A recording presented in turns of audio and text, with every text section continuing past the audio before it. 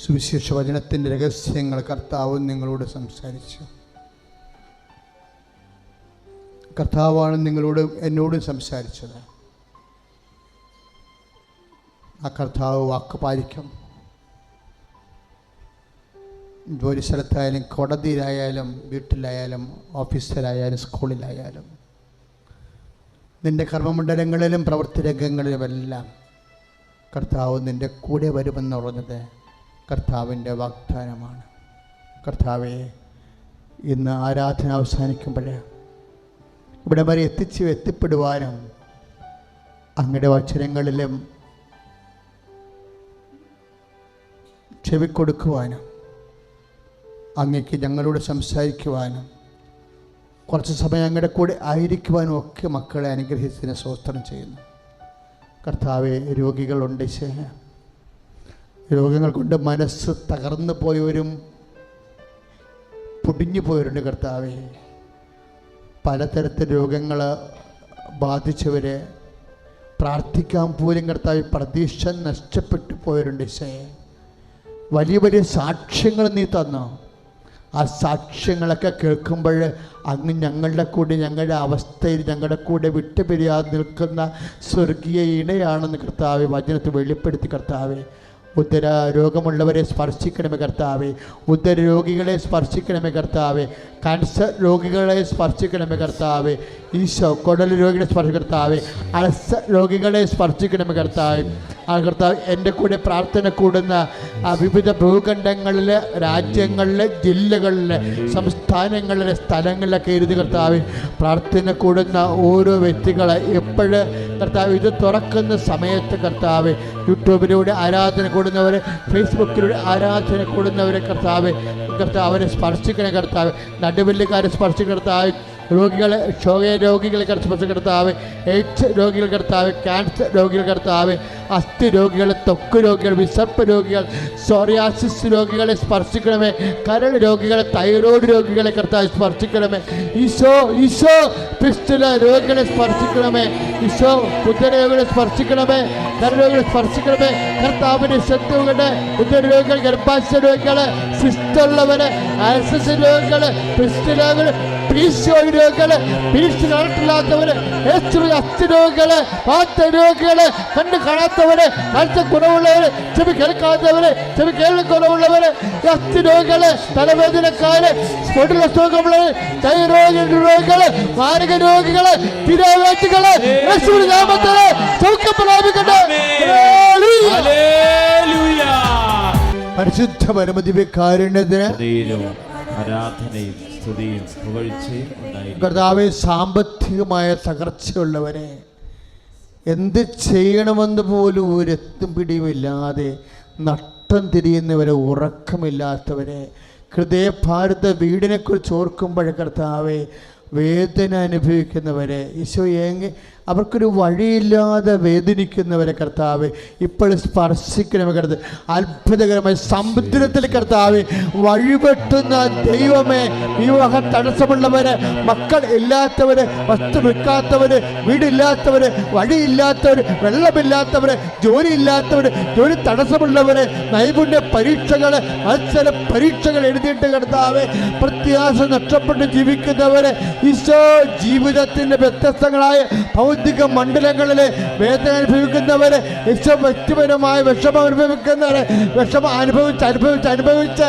മനസ്സ് ഇടിഞ്ഞു പോയവരെ, പ്രാർത്ഥിക്കാൻ പോലെ കൈയും കാലും പൊങ്ങാത്തവര്, നാക്ക് പൊങ്ങാത്തവര്, പ്രത്യാശ നഷ്ടപ്പെട്ടവര്, ഇരുട്ടിലകപ്പെട്ടവര്, മാരക രോഗികള്, യേശുവിന്റെ നാമത്തില്, യേശുവിന്റെ നാമത്തില് സൗഖ്യം പ്രാപിക്കട്ടെ. ഹല്ലേലൂയ. നേർച്ച വസ്തു ഉയർത്തി പിടിച്ചേ.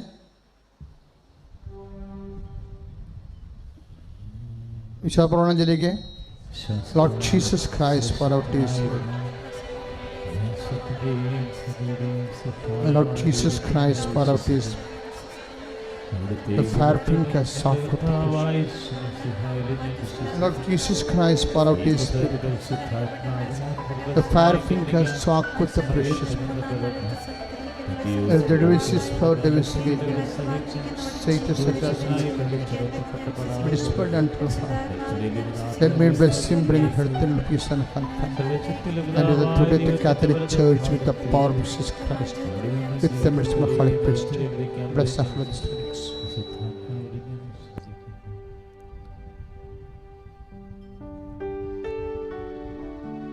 നേർച്ച വസ്തുക്കളെടുത്ത് ഉയർത്തിപ്പിടിക്കുക.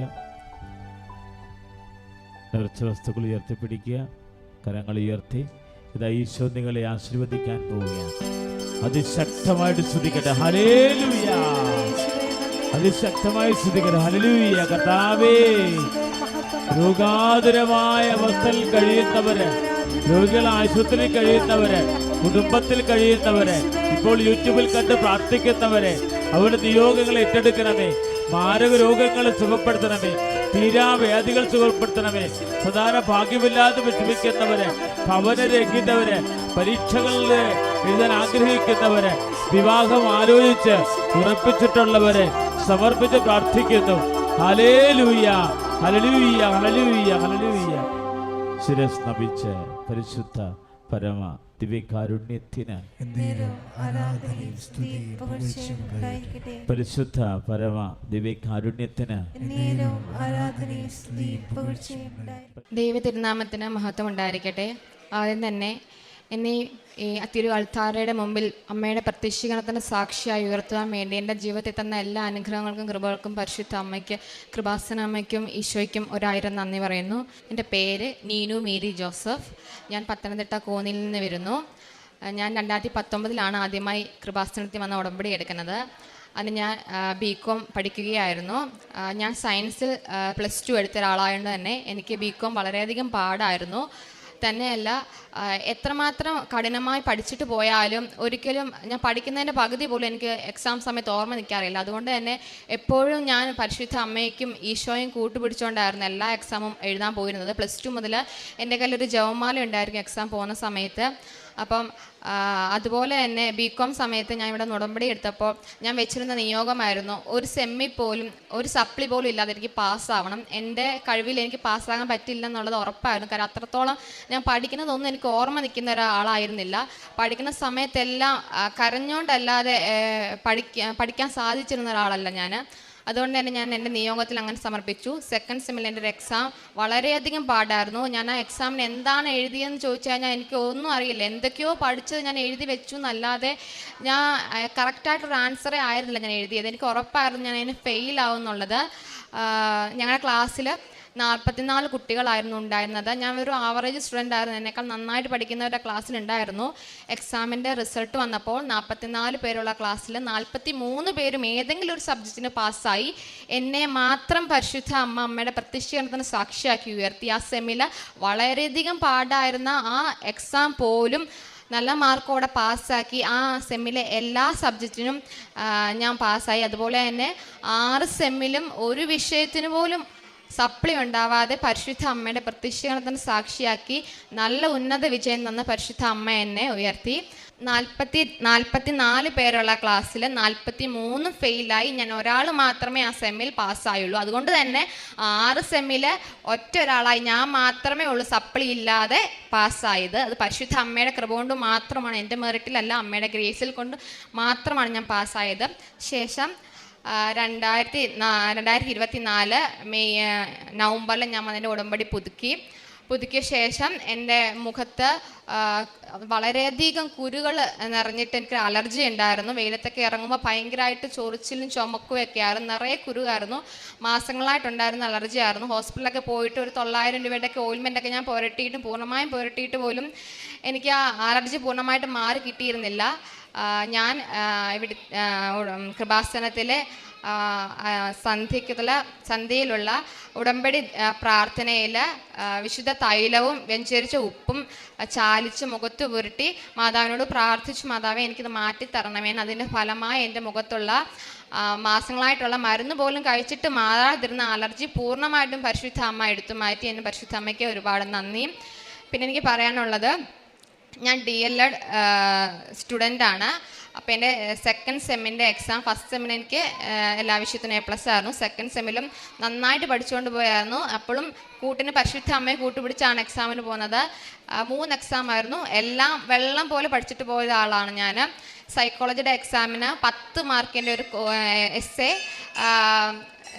ആൻസർ അറിയാമായിരുന്നു. പക്ഷേ എങ്കിൽ പോലും ക്വസ്റ്റ്യനുള്ളൊരു കൺഫ്യൂഷൻ കാരണം, ഏത് ആൻസറാണ് എഴുതണ്ടേന്നുള്ളൊരു കൺഫ്യൂഷൻ കാരണം ഞങ്ങളുടെ മിക്കവാറും എല്ലാ കുട്ടികൾക്കും ആ ആൻസർ തെറ്റിപ്പോവുകയുണ്ടായിരുന്നു. എനിക്കും തെറ്റിപ്പോയി. കാര്യം എഴുതാൻ സാധിക്കാതിരുന്ന ആൻസറാണ് എനിക്ക് കൂടുതലും അറിയുന്നിരുന്നത്. എക്സാം എഴുതി കഴിഞ്ഞപ്പോൾ തന്നെ മനസ്സിലായി A+ നഷ്ടമായി. കാര്യം പഠിച്ചുകൊണ്ട് പോയത് എഴുതാൻ പറ്റാതെ പോകേണ്ട ഒരു വലിയ സങ്കടം ഉണ്ടായിരുന്നു. അപ്പം അതിനുശേഷം റിസൾട്ട് വന്നപ്പോൾ പ്രതീക്ഷിച്ച പോലെ തന്നെ A+ നഷ്ടമായി. വലിയൊരു സങ്കടമായിരുന്നു. കാരണം ഞാൻ മാതാവിനെ കൂട്ടുപിടിച്ചാണ് എക്സാം എഴുതാൻ പോകുന്നത്. പലപ്പോഴും കുട്ടികൾ എനിക്ക് മാർക്ക് കൂടുതൽ കിട്ടുമ്പോൾ ചോദിക്കാറുണ്ട്, നീ പഠിച്ചില്ലെന്ന് പറഞ്ഞിട്ട് എങ്ങനെയാണ് മാർക്ക് കിട്ടുന്നത്? അപ്പോൾ ഞാൻ പറയുന്നൊരു കാര്യമുണ്ട്, ഞാൻ പഠിക്കും, പക്ഷേ പലപ്പോഴും ഞാൻ മറന്നുപോകും. പക്ഷേ പഠിച്ച കാര്യങ്ങൾ കൃത്യസമയത്ത് ഓർത്തിരിക്കാനും സമയബന്ധിതമായിട്ട് എഴുതി പൂർത്തിയാക്കാനും ഞാൻ പരിശുദ്ധ അമ്മയെ ഈശോയും കൂട്ടുപിടിച്ചാണ് പോകുന്നത്. എൻ്റെ കയ്യിൽ ഒരു ജപമാല കാണും. ആ ജപമാല ഞാൻ എൻ്റെ ഹോൾ ടിക്കറ്റിന് മുകളിൽ വെച്ചിട്ടായിരിക്കും പരീക്ഷ എഴുതുന്നത്. അപ്പം അന്നും അങ്ങനെ തന്നെയാണ് പരീക്ഷ എഴുതിയത്. പിന്നെ ഞാൻ ഉടമ്പടിയിലായിരുന്നത് കൊണ്ട് തന്നെ ആ ഉടമ്പടിയുടെ വലിയ ഒരു ധൈര്യത്തിൻ്റെ പുറത്ത് ഞാൻ റീവാല്യൂഷൻ കൊടുക്കാൻ തയ്യാറായി. പക്ഷേ ഒരിക്കലും റീവാല്യൂഷൻ കൊടുത്താൽ മാർക്ക് കിട്ടിയില്ല. DLEDൻ്റെ ഒരു പ്രത്യേകത എന്ന് വെച്ചാൽ ഒരു 2 മാർക്കൊക്കെ കൂടുതൽ കിട്ടിയ ഭാഗ്യമെന്ന് പറയാം. 70 മാർക്ക്, എനിക്ക് 57 മാർക്കേ ഉണ്ടായിരുന്നുള്ളൂ. 10 മാർക്ക് തെറ്റുത്തരം എഴുതിയതുകൊണ്ട് 10 മാർക്ക് ഓൾറെഡി കിട്ടത്തില്ലെന്ന് ഉറപ്പാണ്. പിന്നെ എഴുതിയതിൻ്റെ ബേസിൽ ഒരു 3 മാർക്ക് കുറവും പോയി. അപ്പോൾ അതുകൊണ്ട് തന്നെ ഒരിക്കലും റീവാലുവേഷൻ കൊടുത്താൽ 63 വേണം A+ കിട്ടാൻ. A+ കിട്ടുകയില്ല എന്നുള്ള ഉറപ്പാണ്. പക്ഷേ എനിക്ക് എൻ്റെ പരിശുദ്ധ അമ്മ തന്നു എന്ന് എല്ലാവരുടെ അടുത്തും പറയണം എന്നുള്ളത് വലിയൊരു ആഗ്രഹമായിരുന്നു. ആ ആഗ്രഹത്തിൻ്റെ പുറത്ത് മാത്രം ഞാൻ റീവാലുവേഷൻ കൊടുക്കാമെന്ന് തീരുമാനിച്ചു. അങ്ങനെ ഞാൻ റീവാലുവേഷൻ്റെ ഫോം എടുത്തു. ഫോം എടുത്തിട്ട് ഞാൻ ആകെ പ്രാർത്ഥിച്ചത്, മാതാവേ, ഒരു വട്ടം എൻ്റെ പേപ്പർ എല്ലാ ടീച്ചേഴ്സ് നോക്കി മാർക്ക് ഇട്ടതാണ്. മാക്സിമം മാർക്ക് അവർ ഇട്ടിട്ടുണ്ട്. ഒരു മാർക്ക് പോലും ഞാൻ എഴുതിയതിൻ്റെ കുറച്ചിട്ടില്ല. ഇനി എനിക്ക് മാർക്ക് ഇടേണ്ടത് പരിശുദ്ധ അമ്മയാണ്. അമ്മ എനിക്ക് മാർക്ക് ഇട്ട് തന്നാൽ മതി. കാരണം എൻ്റെ ഹാൻഡ് റൈറ്റിംഗ് വളരെ മോശമാണ്. എക്സാം സമയത്ത് ധൃതി കൂടിയിട്ടാണ്. എനിക്ക് കയ്യിൽ പേന നിൽക്കാറില്ല, തെറിച്ച് പോകും. എനിക്ക് പോലും അത് വായിച്ചു കഴിഞ്ഞാൽ മനസ്സിലാകത്തില്ല. അപ്പോൾ പലപ്പോഴും എക്സാം ഹോളിൽ നിന്ന് ഞാൻ ഇറങ്ങുമ്പോൾ ഭയങ്കര നിറകണ്ണുകളോടായിരുന്നു. കാരണം ഞാൻ പഠിച്ചിട്ട് പോയത് പോലും വൃത്തിക്കൊന്നും എഴുതി വെക്കാൻ പറ്റില്ലല്ലോ. അപ്പം ഓൾറെഡി മാർക്ക് ഇട്ടൊരു എക്സാം പരീക്ഷ പേപ്പറിൽ വീണ്ടും ഒന്നുകൂടെ ചെക്ക് ചെയ്യാന്ന് വെച്ചാൽ ഭയങ്കര ബുദ്ധിമുട്ടാണ്. അപ്പോൾ ഒരിക്കലും അവർ ബുദ്ധിമുട്ടി നോക്കില്ല, എനിക്ക് മാർക്ക് ലഭിക്കില്ല. അപ്പം 7 മാർക്ക് കൂടുതൽ വേണം. അപ്പോൾ ഞാൻ പരിശുദ്ധ അമ്മയോട് പറഞ്ഞു, അമ്മ വേണം എൻ്റെ പേപ്പർ നോക്കാണ്. അമ്മ നോക്കി എനിക്ക് 7 മാർക്ക് കൂട്ടി. അമ്മ തന്നു എന്ന് എനിക്ക് എല്ലാവരുടെ പറയണം. എൻ്റെ ക്ലാസ്സിൽ ഉള്ള അവർക്ക് എല്ലാവർക്കും 10 മാർക്ക് നഷ്ടമായി. A+ പോയിരിക്കുകയായിരുന്നു. അപ്പം എനിക്ക് കിട്ടുവാണെങ്കിൽ ഒരിക്കലും അത് നടക്കാത്തൊരു കാര്യം നടന്നിട്ടുണ്ടെങ്കിൽ എൻ്റെ മെറിറ്റ് കൊണ്ടല്ല, അമ്മയുടെ മെറിറ്റ് കൊണ്ടേ കിട്ടത്തുള്ളൂ. അപ്പം എനിക്കത് അങ്ങനെ തന്നെ അവരോട് പറയണം. അതുകൊണ്ട് അമ്മ എനിക്ക് തരണമെന്ന് പറഞ്ഞ് ഞാൻ ആ റീവാലുവേഷൻ ഫോമിൽ ഇവിടുത്തെ വ്യഞ്ചരിച്ച ഉപ്പിട്ട് പ്രാർത്ഥിച്ച് എൻ്റെ രാവിലത്തെ പ്രത്യക്ഷീകരണ പ്രാർത്ഥനയോടൊപ്പം വൈകിട്ടത്തെ ഉടമ്പടി പ്രാർത്ഥനയോടൊപ്പം വിളിച്ച് പ്രാർത്ഥിച്ചിട്ട് ഓഫീസിൽ വിശ്വാസ പ്രമാണം ചൊല്ലി സബ്മിറ്റ് ചെയ്തു. അത്ഭുതമെന്ന് പറയട്ടെ, റീവാലുവേഷൻ വന്നപ്പോൾ 7 മാർക്കാണെന്ന് അറിയത്തില്ല, മാർക്ക് പബ്ലിഷ് ചെയ്തിട്ടില്ല. പക്ഷേ 57 എന്നുള്ളത് A+ ആണെന്നുണ്ടെങ്കിൽ 63 മാർക്ക് മിനിമം വേണം. 7 മാർക്ക് കൂടുതൽ കിട്ടണം. 7 മാർക്ക് കൂടുതൽ കിട്ടി. എനിക്ക് A+ തന്നു. അത് വലിയൊരു അനുഗ്രഹം. കാരണം എൻ്റെ മെറിറ്റിൽ ഒരിക്കലും കിട്ടില്ല. കാര്യം 10 മാർക്ക് പോയി എന്ന് പറയുമ്പോൾ തന്നെ A+ പോയി, 60 പിന്നെ ബാക്കിയുള്ളൂ. പിന്നെ എത്ര മാർക്ക് കൂടുതൽ കിട്ടിയാലും 63 ആകത്തില്ല, A+ ലഭിക്കത്തില്ല. പിന്നെ അതോടൊപ്പം ഈ കൺഫ്യൂഷൻ ഉള്ളത് കൊണ്ട് തന്നെ എൻ്റെ കൂട്ടത്തിലുള്ള കുറേ പേര് 2 ആൻസർ എഴുതിയിട്ടുണ്ടായിരുന്നു. അവർക്ക് പോലും റീവാലുവേഷന് കൊടുത്തിട്ട് A+ ആയി ചേഞ്ച് ചെയ്യാത്തൊരു സാഹചര്യത്തിൽ പരിശുദ്ധ അമ്മയുടെ വലിയൊരു കൃപ, അമ്മയുടെ ഗ്രേസ് കൊണ്ട് മാത്രം ലഭിച്ചതാണ് എനിക്ക് A+. അത് പരിശുദ്ധ അമ്മയുടെ പ്രത്യക്ഷീകരണത്തിന് വലിയൊരു സാക്ഷിയായിട്ട് എന്നെ ഉയർത്തിയതാണ്. പിന്നെ മറ്റൊരു അനുഭവം എന്ന് പറഞ്ഞാൽ, കേറ്റത്തിൻ്റെ എക്സാമിന് ഞാൻ എക്സാം ഹോളിലേക്ക് പോകുന്ന വഴിക്ക് ജപമാല ചൊല്ലിക്കൊണ്ടാണ് പൊയ്ക്കൊണ്ടിരുന്നത്. അപ്പം സ്കൂളിൽ എത്തുന്നതിന് മുമ്പ് എൻ്റെ ഒരു ഫ്രണ്ട് ഉണ്ടായിരുന്നു. അവൾ വേറെ ഡിസ്ട്രിക്റ്റിൽ നിന്നുള്ളതാണ്. അപ്പം ഞങ്ങൾക്ക് എക്സാമിന് പോകുന്നതിന് മുന്നേ ആപ്ലിക്കേഷൻ സബ്മിറ്റ് ചെയ്യുമ്പോൾ ഒരു ID പ്രൂഫ് സബ്മിറ്റ് ചെയ്യണം. അപ്പം ആ ID പ്രൂഫിൻ്റെ ഒറിജിനൽ കൊണ്ട് മാത്രമേ നമുക്ക് ഹോളിൽ പ്രവേശിക്കാൻ പറ്റത്തുള്ളൂ. അപ്പോൾ അവൾക്ക് ആ ID പ്രൂഫ് ഇല്ലായിരുന്നു. അപ്പം അവൾ എന്നോട് പറഞ്ഞു, എടി എൻ്റെ ID പ്രൂഫ് ഇല്ല, ഞാൻ എന്തിനായി വരുന്നതെന്ന് പോലും എനിക്ക് അറിയത്തില്ല, വെറുതെ ഞാൻ വരും, എനിക്ക് എക്സാം എഴുതാൻ പറ്റില്ല. കാരണം അതിന് മുന്നേ തന്നെ വിദ്യാഭ്യാസ ഓഫീസറിനോട് ചോദിച്ച പ്രകാരം ഒരിക്കലും എക്സാം എഴുതാൻ പറ്റത്തില്ല, അടുത്ത വട്ടത്തേക്ക് എക്സാം എഴുതിയാൽ മതി എന്ന് പറഞ്ഞു. അപ്പോൾ ഉറപ്പാണ്, ഇനി എഴുതാൻ പറ്റില്ലെന്ന് ഉറപ്പാണ്. പക്ഷേ അവിടെ ഈ സങ്കടം കണ്ടപ്പോൾ ഞാൻ ജവമാല ചൊല്ലിക്കൊണ്ടിരിക്കുക, ലുത്തിന് ചൊല്ലുന്ന സമയം. അപ്പം ഞാൻ അവളോട് എൻ്റെ കയ്യിൽ നിന്നൊരു കുഞ്ഞ് കാശ് രൂപ ഒക്കെ കൊടുത്തിട്ട് ഞാൻ പറഞ്ഞു, നീ ഇത് പിടിച്ച് പ്രാർത്ഥിച്ച് ഉറപ്പായിട്ടും മാതാവ് അനുഗ്രഹിക്കും. കാര്യം ഞാൻ ഈ ക്ലാസ് ഇരുന്ന സമയത്ത് കൂടുതൽ സമയം പരിശുദ്ധ അമ്മയെക്കുറിച്ചാണ് പറയാറുള്ളത്. അപ്പോൾ ഇതെല്ലാം ഇവർ കേൾക്കുന്നവരാണ്. അപ്പം ഞാൻ എൻ്റെ വിശ്വാസത്തിൽ, ഞാൻ ഉടമ്പടി എടുത്തിട്ടാണെന്നുള്ള വിശ്വാസത്തിൽ ഞാൻ ആ കാശ് രൂപ അവിടെ കൊടുത്തിട്ട് പറഞ്ഞു, ഉറപ്പായിട്ടും പിടിച്ചോ, മുറുകെ പിടിച്ചോ, മാതാവ് ഉറപ്പായിട്ട് എക്സാം എഴുതിക്കുമെന്ന് പറഞ്ഞു. അതിനുശേഷം ഞാൻ അവൾക്ക് വേണ്ടി വിശ്വാസപ്രമാണോ പ്രത്യക്ഷീകരണ പ്രാർത്ഥനയും ചൊല്ലി ബസ്സിൽ പോകുന്നവർ ചൊല്ലിക്കൊടുന്നു. അവിടെ ചെന്ന് അവൾ ഓഫീസിൽ പോകുന്ന സമയത്ത് അവൾ കാശ് രൂപ മുറുകെ പിടിച്ചു. ഞാൻ പുറത്തുനിന്ന് പ്രത്യക്ഷീകരണ പ്രാർത്ഥന, ഞാൻ എക്സാം ഹാളിൽ കയറുന്നതിന് മുന്നേ എനിക്ക് വേണ്ടിയും അവൾക്ക് വേണ്ടിയും ചൊല്ലി പ്രാർത്ഥിച്ചു. അവളെ എക്സാം ഹാളിൽ അവളെ ഓഫീസിൽ ചെന്ന് അവരുടെ ഇൻവിജിലേറ്ററിനോട് ചോദിച്ചു, എനിക്ക് എക്സാം എഴുതാൻ പറ്റുമെന്ന് ചോദിച്ചപ്പോൾ അവർ പറഞ്ഞു ഒരിക്കലും പറ്റില്ല എന്ന് പറഞ്ഞു. അപ്പോൾ അവളിങ്ങനെ കാശ് രൂപ മുറുകെ പിടിച്ചിട്ടുണ്ട്. അപ്പോൾ പെട്ടെന്ന് വെളിയിൽ നിന്നൊരു ഓഫീസർ, ആരാന്നറിയില്ല, പെട്ടെന്ന് ഒരു സാറ് കയറി വന്നിട്ട് അവളോട് ചോദിച്ചു എന്താ പ്രശ്നം ചോദിച്ചു. അവൾ കാര്യം പറഞ്ഞപ്പോൾ അവളോട് സാറ് പറഞ്ഞത് ഒരു പ്രശ്നവും ഇല്ല, 2 എക്സാമാണ്, കേട്ടിട്ട് 1ഉം കേട്ടിട്ട് 2ഉം രാവിലെ ഉച്ചയ്ക്കുമായിട്ട് 2 എക്സാം എഴുതിക്കോളാൻ പറഞ്ഞു. പെട്ടെന്ന് അവൾ വെളിയിലേക്ക് ഇറങ്ങി വന്നിട്ട് കാശ് രൂപ മുറുക്കി പിടിച്ചിട്ട് എന്നോട് പറഞ്ഞൊരു കാര്യമാണ്, അത് മാതാവാണ് ഇത് സാധിച്ചത്, ഇല്ലാതെ എനിക്ക് ഒരിക്കലും ഇത് എഴുതാൻ പറ്റില്ല എന്നുള്ളത്. അങ്ങനെ എനിക്കൊരാഗ്രഹമായിരുന്നു, എന്നിലൂടെ അക്രൈസ്തവായിട്ടുള്ള ആർക്കെങ്കിലും, മാതാവിനെ അറിയാത്ത ആരെങ്കിലും പരിശുദ്ധ അമ്മ എന്ന് അറിയുന്നത് എനിക്കത് കാണിച്ചല്ലെങ്കിൽ എനിക്കിന്ന് സാധിച്ചറിഞ്ഞുള്ള പ്രാർത്ഥന പരിശുദ്ധ അമ്മ സാധിച്ചു. അവളിവിടെ വരണമെന്ന് ആഗ്രഹിക്കുന്നുണ്ട്, വരും. പിന്നെ വേറെ പറയാനുള്ളൊരു കാര്യം, TTCക്ക് ടീച്ചിങ് പ്രാക്ടീസിന് മുന്നേ നമ്മളൊരു സബ്ജക്റ്റ് ക്രിറ്റിസിസം ക്ലാസ് എടുത്ത് കാണിക്കണം. അപ്പം എനിക്ക് കിട്ടിയത് സോഷ്യലായിരുന്നു. എനിക്ക് നല്ല ടഫുള്ളൊരു സബ്ജക്റ്റാണ്. അപ്പം സാധാരണ ഞാൻ പ്രിപ്പയർ ആയിട്ടൊക്കെ പോവും, കോൺഫിഡൻ്റ് ആയിട്ടൊക്കെ പോവും. പക്ഷെ അന്ന് ഞാൻ ഒട്ടും പ്രിപ്പയർഡ് ആയിരുന്നില്ല, എനിക്ക് സമയം കിട്ടിയില്ല, തന്നെ എനിക്ക് ഒട്ടും അറിയില്ലായിരുന്നു, ഗ്രാഹ്യം അത്രത്തോളം കുറവായിരുന്നു. അപ്പം എനിക്ക് ഭയങ്കര ടെൻഷനായിരുന്നു. ഞാൻ ജസ്റ്റ് ടീച്ചിങ് മാനുവൽ എഴുതണം ആദ്യം, അതിന് മുന്നേ നമ്മൾ ക്ലാസ് എടുക്കുന്ന കാര്യങ്ങളൊക്കെ അതൊക്കെ എഴുതി ഒന്ന് വായിച്ച് നോക്കിയതേ ഉള്ളൂ. പിറ്റേന്ന് പോവുകയാണ്, നല്ല ദേഷ്യമുള്ളൊരു ടീച്ചറാണ്. അപ്പം വീണ്ടും റീറൈറ്റ് ചെയ്യും, വീണ്ടും ക്ലാസ് എടുക്കാൻ പറയും, അതൊക്കെ ഭയങ്കര ബുദ്ധിമുട്ടാണ്. അപ്പം ഞാൻ പരിശുദ്ധ അമ്മയോട് പറഞ്ഞൊരു കാര്യം ഇതാണ്, പരിശുദ്ധ അമ്മേ നീ എനിക്ക് വേണ്ടി പോയി ക്ലാസ് എടുക്കണം, എനിക്ക് ഒന്നും അറിയത്തില്ല, ഞാൻ നിന്നെ കൂട്ടുപിടിച്ചാണ് പോകുന്നത്, നീ എനിക്ക് വേണ്ടി പോയി ക്ലാസ് എടുക്കണമെന്ന് പറഞ്ഞു. എല്ലാ ദിവസവും ഇല്ലാത്തപ്പോഴത്തെ വലിയ ടെൻഷൻ, കോൺഫിഡൻസ് ഒട്ടും ഇല്ലാതെ ഞാൻ പോയത്. അങ്ങനെ ഞാൻ അവിടെ പോയി നിന്നു. ഞാൻ എന്നുള്ളതല്ലാതെ ഞാൻ പ്രിപ്പയർ ചെയ്യാത്ത, ഞാൻ എത്രത്തോളം മനോഹരമായിട്ട് അതിന് മുന്നേ ഞാൻ ക്ലാസ് എടുത്ത ഒരാളാണ്, പക്ഷേ അതിനേക്കാളൊക്കെ ഒത്തിരി മനോഹരമായിട്ട് രീതിയിൽ അന്ന് എനിക്ക് ക്ലാസ് എടുത്ത് അവതരിപ്പിക്കാൻ പറ്റി. അന്ന് അവിടെ നിന്ന് ടീച്ചർ വാലുവേറ്റ് ചെയ്ത് ടീച്ചർ പറഞ്ഞത് ഈ ക്ലാസ് കണ്ട് പഠിക്കണമെന്ന് മറ്റു കുട്ടികളോട് പറയാനുള്ളൊരിടയായി. അത് ഞാൻ ക്ലാസ് എടുത്തതുകൊണ്ടല്ല, പരിശുദ്ധ അമ്മ അവിടെ വന്ന് നിന്ന് ക്ലാസ് എടുത്തുകൊണ്ടാണെന്നുള്ളത് ഉറപ്പായ ഒരു കാര്യമാണ്. പിന്നീട് എനിക്ക് കിട്ടിയ അനുഗ്രഹം എന്ന് വെച്ചാൽ, എൻ്റെ നിയോഗത്തിൽ ഞാൻ പറഞ്ഞിട്ടുള്ളൊരു കാര്യമായിരുന്നു, എനിക്ക് പരിശുദ്ധ അമ്മയുടെ ഒരു കൃപ നൽകണം എന്നുള്ളത്. ഞാൻ പണ്ട് മുതൽ മരിയ ഭക്തിയാണ്, പക്ഷേ ഇത്ര ആഴത്തിൽ എനിക്ക് മാതാവിനോട് അടുപ്പുണ്ടായിരുന്നില്ല. എന്നാലും എല്ലാ ഞായറാഴ്ചകളും വിശുദ്ധ കുർബാന ഞാൻ പങ്കെടുക്കുന്ന ഒരാളാണ്. ഒരിക്കലും ഞാൻ മുടക്കിയിട്ടില്ലെങ്കിൽ, മുടക്കുന്നത് ഭയങ്കര സങ്കടമുള്ളൊരു കൂട്ടത്തിലാണെങ്കിലും ഞായറാഴ്ചകളിലായിരുന്നു ഞാൻ കുർബാനയ്ക്ക് പൊയ്ക്കൊണ്ടിരുന്നത്. അതിന് ഉടമ്പടി എടുക്കുന്നതിന് തൊട്ട് മുന്നേ ഒരു മാസത്തിനുള്ളിൽ തന്നെ എനിക്ക് എന്നും കുർബാനയ്ക്ക് പോകണമെന്ന് ഭയങ്കര ആഗ്രഹം ഉണ്ടായിരുന്നു. പക്ഷെ ഞാൻ രാവിലെയൊക്കെ എഴുന്നേറ്റാലും ഒരിക്കലും നടക്കുകയില്ലായിരുന്നു. ഞാൻ ഇവിടെ വന്ന് ഉടമ്പടിയിൽ ഈ നിയോഗം വെച്ചു, എനിക്ക് അമ്മയ്ക്ക് ഇഷ്ടമൊരു കൃപ എനിക്ക് തരണമെന്ന്. അതിൽ പിന്നെ ഡിസംബർ 8-ാം തീയതി മുതൽ ഇന്ന് ഈ നിമിഷം വരെയും എല്ലാ പരിശുദ്ധ കുർബാനയിലും പങ്കെടുക്കാനുള്ള വലിയൊരു കൃപ പരിശുദ്ധ അമ്മ എനിക്ക് തന്നു. ശാരീരികമായിട്ട് പ്രശ്നങ്ങൾ ഒരു 3 ദിവസം പോകാതിരുന്നിട്ടുള്ളതേ ഉള്ളൂ. അതിന് ശേഷമുള്ള എല്ലാ കുർബാനകളിലും എനിക്ക് പോകാൻ പറ്റും. അതും എൻ്റെ ഇടവകയിൽ 2 ദിവസത്തെ കുർബാനയേ ഉള്ളൂ. അടുത്തുള്ളൊരു ഇടവകയിൽ രാവിലെ തന്നെ ഒരുങ്ങി ഞാൻ എല്ലാ ദിവസവും, ഒരു ദിവസം പോലും മുടങ്ങാതെ എല്ലാ ദിവസവും വിശുദ്ധ കുർബാനയിൽ പങ്കെടുക്കും. അതുപോലെ തന്നെ മാതാവ് തന്ന മറ്റൊരു കൃപയാണ്, ഞാൻ ജപമാല എന്നും ചൊല്ലുന്ന ഒരാളായിരുന്നു. ഒരു ദിവസം ഒരു ജപമാല കമ്പൽസറി എനിക്ക് ചൊല്ലിയിരിക്കണം, ഇല്ലെങ്കിൽ ഭയങ്കര സങ്കടമാണ്. പക്ഷെ ഉടമ്പടി എടുത്തത് പിന്നെ ഒരു 6 ജപമാല ഞാൻ കമ്പൽസറി ചൊല്ലാൻ ശ്രമിക്കും. അതും പരമാവധി മുട്ടിൽ നിന്ന് തന്നെ ജപമാല ചൊല്ലാൻ സാധിക്കാറുണ്ട്.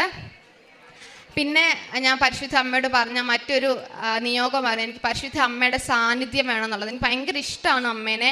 ഞാൻ എല്ലാ കാര്യത്തിനും ചെറുപ്പം മുതൽ കൂട്ടുപിടിക്കുന്ന പരിശുദ്ധ അമ്മയായിരുന്നു. അത് ഈശോയിലേക്ക് പെട്ടെന്ന് എത്താൻ നമുക്ക് പരിശുദ്ധ അമ്മയിലൂടെ സാധിക്കും എന്നുള്ള വലിയ ബോധ്യം കൊണ്ട് തന്നെ പണ്ട് മുതൽ അമ്മയോടുള്ള ഭയങ്കര ഭക്തി എനിക്കുണ്ടായിരുന്നു. അതുകൊണ്ട് തന്നെ പരിശുദ്ധ അമ്മയെ സാന്നിധ്യം വേണമെന്ന് എനിക്ക് ഭയങ്കര ഒരു ആഗ്രഹം ഉണ്ടായിരുന്നു. അപ്പം ഞാൻ അതിനുവേണ്ടി നിയോഗം വെച്ചിട്ടുണ്ടായിരുന്നു. എൻ്റെ ഒരു നിയോഗം അതായിരുന്നു.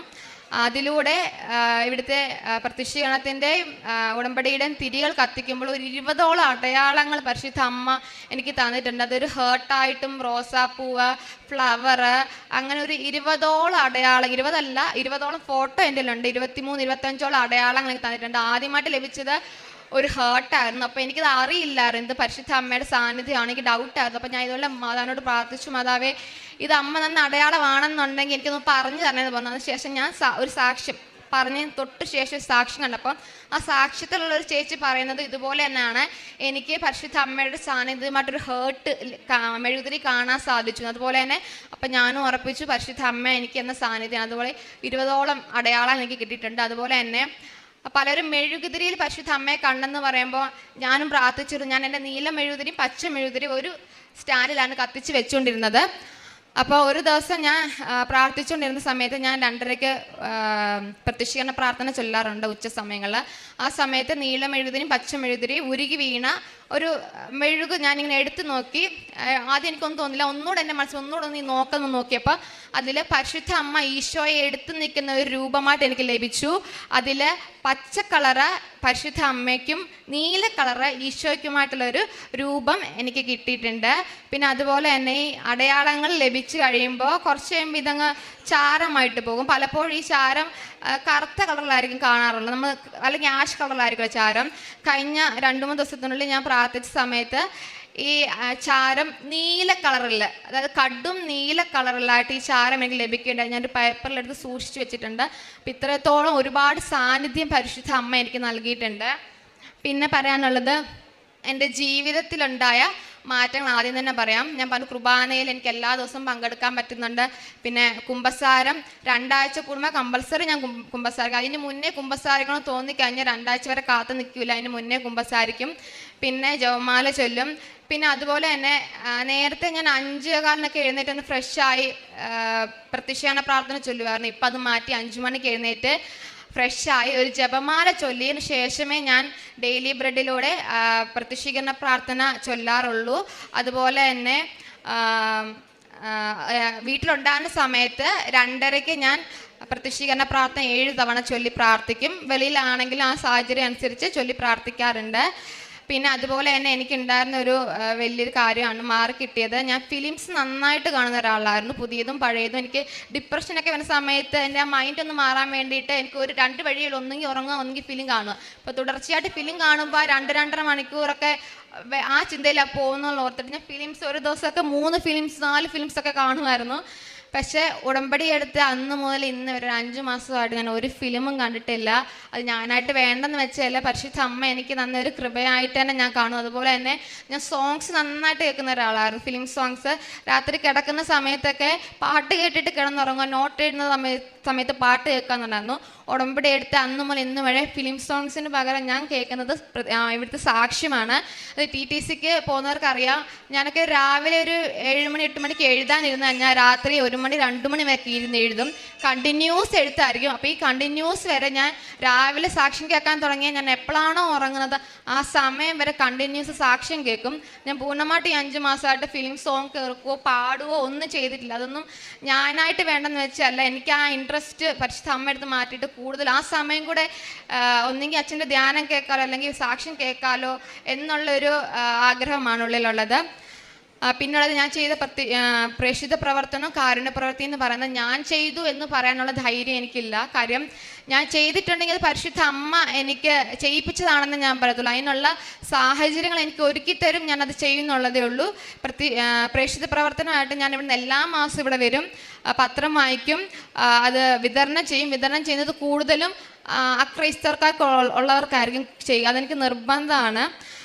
പിന്നെ ഒന്ന് താമസിച്ചാൽ എനിക്ക് ഭയങ്കര സങ്കടമാണ്. കാര്യം ഞാൻ എന്തെങ്കിലും ഉടമ്പടിയിൽ പുറകോട്ട് പോകുന്നുണ്ടോ എന്നുള്ളൊരു കുറ്റബോധമായിട്ട് എനിക്ക് പലപ്പോഴും തോന്നാറുണ്ട്. അതിന് പകരമായിട്ട് ഞാൻ തന്നെ ഒരു പ്രായശ്ചിത്തം പോലെ അതിൽ പ്രത്യക്ഷീകരണ പ്രാർത്ഥന എൻ്റെ കൈ കൊണ്ട് തന്നെ എഴുതും. ഒരു തെറ്റുണ്ടായെങ്കിൽ അവസാനം ഒരു ലാസ്റ്റ് വരെ പോലെ ഒരു തെറ്റുണ്ടെങ്കിൽ വീണ്ടും ഒന്നേന്ന് തുടങ്ങി എഴുതി പ്രത്യക്ഷീകരണ പ്രാർത്ഥന പത്രത്തിലോടൊപ്പം ചേർത്താണ് ഞാൻ കൊടുക്കാറുള്ളത്. പിന്നെ എൻ്റെ സ്കൂളിൽ നിന്ന് ടൂർ പോകുന്ന ഭാഗമായിട്ട് ഞാൻ ഇവിടുന്ന് തമിഴ് പത്രങ്ങൾ വാങ്ങിച്ച് വിതരണം ചെയ്തിട്ടുണ്ട്. പഠിപ്പിക്കാറുണ്ട്. പിന്നെ ഞാൻ കാറ്റഗിസം പഠിപ്പിക്കാറുണ്ട്. അപ്പോൾ ആ കുട്ടികൾക്കും ഇന്നിവിടെ പറഞ്ഞതുപോലെ തന്നെ എനിക്ക് കിട്ടിയ അനുഭവങ്ങൾ മണിക്കൂറുകളോളം അവരുടെ മുന്നിൽ നിന്ന് സാക്ഷ്യം പറയാൻ ശ്രമിച്ചിട്ടുണ്ട്. പിന്നെ എൻ്റെ കൂട്ടുകാരോട് ഞാൻ പറയും, അത് 5-10 മിനിറ്റ് അല്ല, പരിശുദ്ധ അമ്മയെക്കുറിച്ച് പറയാൻ തുടങ്ങിക്കഴിഞ്ഞാൽ ഞാൻ നിർത്താറേ ഇല്ല, പറഞ്ഞുകൊണ്ടേ ഇരിക്കും. എന്നോട് എല്ലാവരും ചോദിക്കും, നീ ഇത്രമാത്രം സംസാരിക്കും, ഇതെന്താ നോൺ സ്റ്റോപ്പായിട്ട് സംസാരിക്കണം.